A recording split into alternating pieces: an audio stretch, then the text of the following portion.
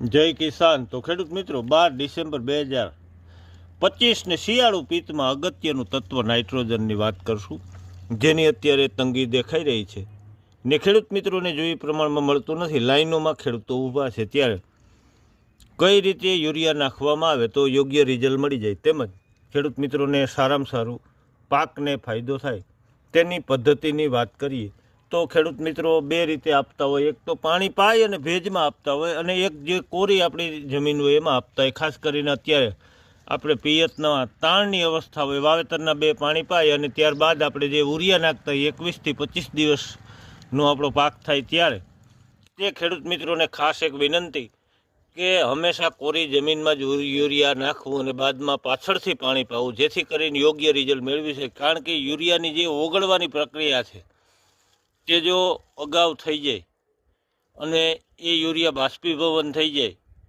તો આપને 100% રિઝલ્ટ નથી મળતું. જેથી કરી અને તમામ ખેડૂત મિત્રોને હરેક પિત્તમાં યુરિયા કોરી જમીનમાં નાખી અને પાછળથી સીધું પાણી આપવું, જેથી યુરિયા પાણીથી ઓગળે અને બાષ્પીભવનથી ન ઓગળે. તો ઉત્તમ રિઝલ્ટ લેવા માટે જરૂર અપનાવવું. અને ખેડૂત મિત્રો જેને તળિયા પડી જાય છે તે ખેડૂત મિત્રોએ પાણી પાઈ તળિયા બૂરી અને પછી જમીન સુકાય નોર્મલ ત્યારે આપી અને પાણી પાઈ દેવું. તો જરૂર અપનાવવું. જય હિન્દ, જય કિસાન.